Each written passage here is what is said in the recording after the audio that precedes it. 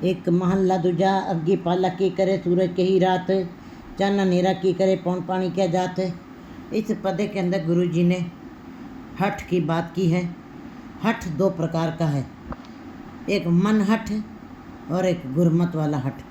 मन हठ से जब मनमुखी जीव जो है वास्तविकता को जानता हुआ भी मन को मुख रखे, अपनी ही बात को मुख रखे, अपनी ही बात को आगे रख के काम करता है। वास्तविकता तो जानते हुए भी ना समझ बना हुआ उस कार्य को करता है, उसको कहते हैं मन हठ।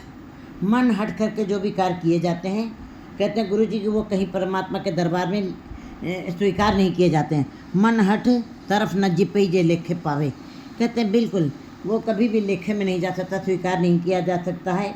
गुरु जी बता रहे हैं जो गुरमत ने निर्मल हट, जो मन हट किया जाता है, जो मन को मुख रखे, अपनी बात को ही मुख रखे और वास्तविकता को समझते हुए, ज्ञानमान होते हुए, पढ़े लिखे होते हुए भी ना समझी करके उस कार्य को करते रहना, पाखंडवाद को बढ़ावा देते रहना।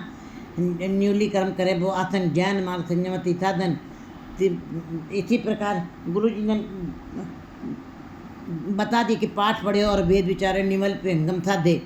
चाहे तुम जितने भी बाहर के पाखंड कर दो, चाहे जितने भी आप बाहर के हट कर लो, लेकिन वो परमात्मा के दरबार में स्वीकार नहीं किए, क्योंकि पंच जना थंग न छुटकर अधिक अहंग बुद्धा बाधे।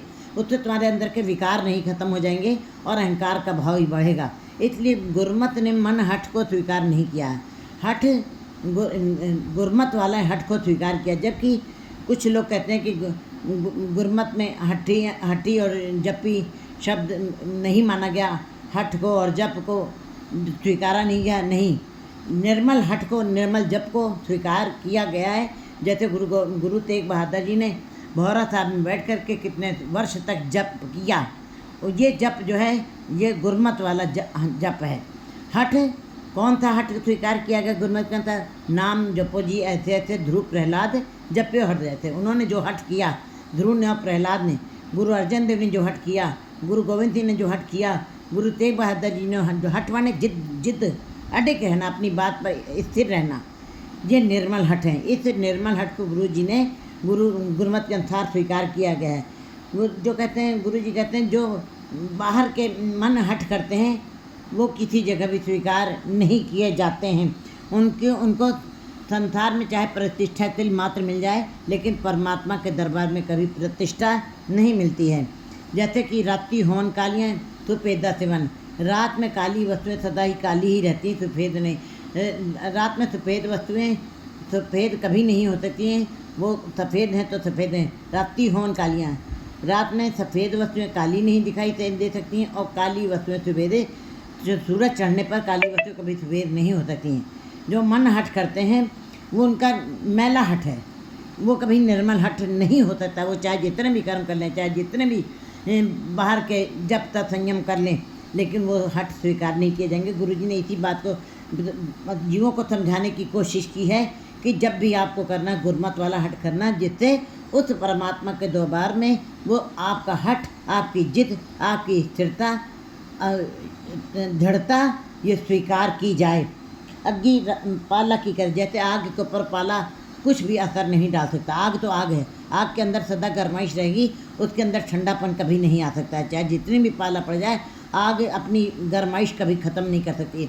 अगर जो आग अपनी गर्माइश ख़त्म कर दे पाला पड़ने पे, तो फिर आग नहीं रह जाएगी, उसकी मर्यादा अपनी ख़त्म हो जाएगी। परमात्मा ने आग के अंदर एक सोच डाला है, वो नेचर से उसका सोच कभी ख़त्म नहीं हो सकता है, चाहे जितना पाला पड़ जाए उसके पास। कोई ऐसा सूरज के ही रात, और सूरज के लिए रात क्या प्रभाव डाल सकती है, कौन सा असर डाल सकती है? सूरज तो प्रकाश है, प्रकाश जब हो गया सूरज का, उसके ऊपर चाहे कितने भी अंधकार आ जाए, चाहे जितनी भी अमावस की रात आ जाए, लेकिन सूरज जब चढ़ा है तो कभी अंधकार अपना प्रभाव नहीं डाल सकता है। सूरज ने अपना प्रकाश को फैलाया, सूरज के ऊपर अंधकार का कोई प्रभाव नहीं हो सकता है।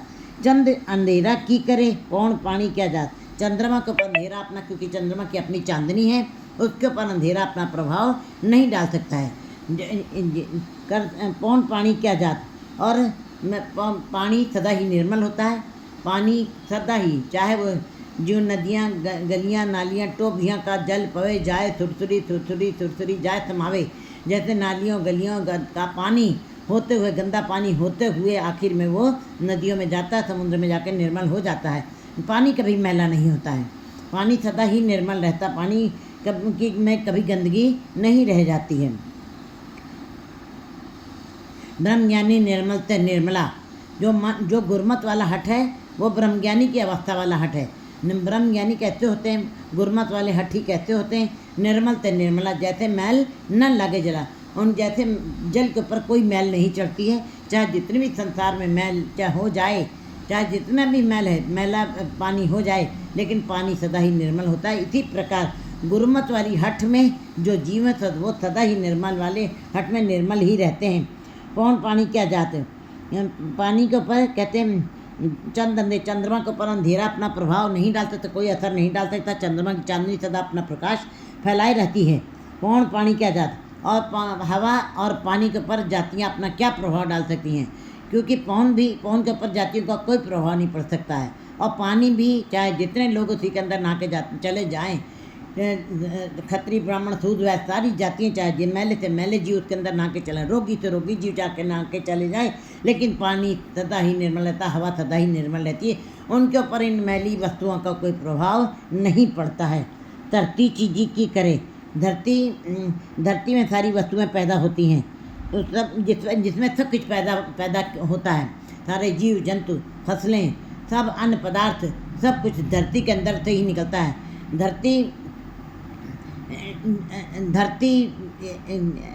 ऐसी जगह, धरती ऐसी है जिसके ऊपर सारी वस्तुएं पैदा होती हैं, लेकिन धरती चीज़ी करे, उस धरती के ऊपर वस्तुएं अपना प्रभाव क्या डाल सकती हैं, जिसके अंदर से ही सारी वस्तुएं पैदा हुई हैं। धरती सारी वस्तुएं पैदा करी, उसके ऊपर वो पैदा हुई वस्तुएं कोई प्रभाव नहीं डाल सकती हैं, चाहे जितना भी डालने की कोशिश करें। नानक सा पत जानिए जा पत रखे सोई, नानक ता पत जानिए जा पत रखे सोई। गुरु जी कहते हैं कि बाहर के मन हट करने से, मन को मुख रख के जो हट किए जाते, कर्मकांड किए जाते हैं, और उनके द्वारा अगर जो प्रभु प्राप्ति की इच्छा अगर जो मन में की जाती है, न्यूनली कर्म करे वो आसन, चाहे जितने भी आप कुछ कर लीजिए, चाहे जितने भी तीर्थ कर लीजिए, चाहे जितने भी अपने को धार्मिक कर्मों के कर्मकांड कर लीजिए, जब तुम वो तीर्थ स्नान, लेकिन कहते हैं गुरु जी बता रहे हैं कि आशा यही है कि आपको कभी भी प्रतिष्ठा इनसे नहीं मिल सकती है, कभी भी आपको मान सम्मान इनसे नहीं मिल सकता था। हाँ, संसार के लोग चाहे आपको तिल मात्र मान दे सकें, लेकिन परमात्मा के दरबार में इन मन हठ से किसी प्रकार की प्रतिष्ठा और मान की आशा कोई नहीं कर सकता, और न मिल सकता है। परमात्मा के दरबार में केवल एक नाम की बात होती है, निर्मल हठ की बात होती है। निर्मल हठी में प्रहलाद हैं, ध्रुव हैं, और जिन्होंने संसार की उसारी के लिए अपना त्याग कर दिया। कुछ ऐसे लोग होते हैं जो बदलते हैं ज़माने के साथ साथ, और कुछ ऐसे होते हैं जो बदल देते हैं ज़माने को। जो ज़माने को बदलते हैं वो गुरमत वाले हठी हैं, और जो ज़माने के साथ साथ कर्मकांडों के साथ साथ परंपराओं के साथ साथ चलते रहते हैं वो कर्मकांडी हैं, वो मन हट वाले हैं। उनका मन हट, कहते हैं मन हट से कभी भी परमात्मा की प्राप्ति नहीं होती है। 2